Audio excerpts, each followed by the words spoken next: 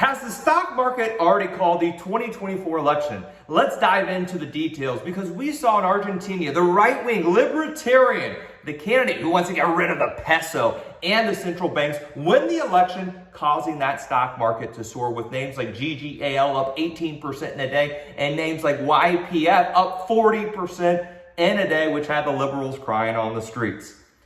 That is telling me right now, here in the US, because we did see a massive rally come Monday on the stock market, especially in tech. Is the stock market already pricing in a Republican win? Think about the polls right now, especially as we saw recently in key battleground states.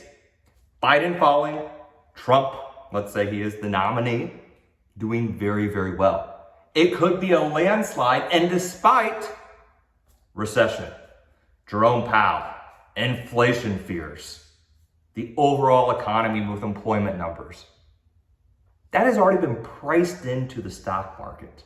Think about how many times you turn on the TV, you heard recession, you heard inflation under control, all these topics. When was the last time you turned on the TV and said, hey, the polling numbers are bad for Biden, good for Trump, the stock market continues to soar? And as we get closer to the election of next year, we are going to continue to see talk and chatter, polling, this state. And as that stock market starts to chug along, it's already anticipating a possible Trump win or Republican Party win. Remember, the stock market loves certainty. That is the number one thing. And we saw uncertainty with the first Trump win. What happened? Trump won, stock market crashed, then rallied. We already know what we're getting. So that certainty factor is there with Trump. Biden not doing well in the polls right now. It's looking like a change of guard, and the stock market likes it. Remember, regulation kills business as well. We have seen lots of regulation, lots of merger and acquisition activity get shut down.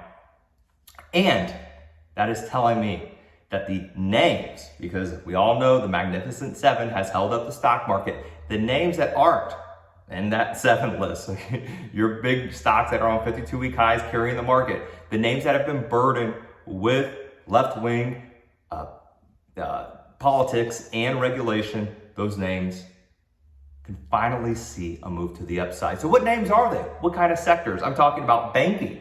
Look at the banking sector with regulation, the financial technology sector, names like PayPal. Look at names like Square.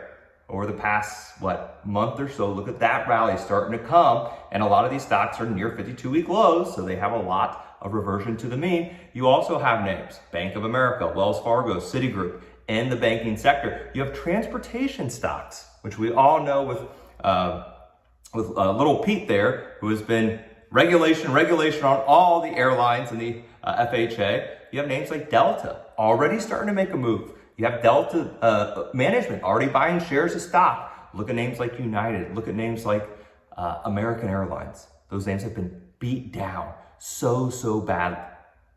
You could also look at some of the tech names that have been hammered by merger and acquisitions. I especially like the tech names in the video game sector, names like EA and Take-Two Interactive, because they could finally release games without being scared that the government's going to shut them down, so they're not going to spend millions upon millions of dollars making a new game.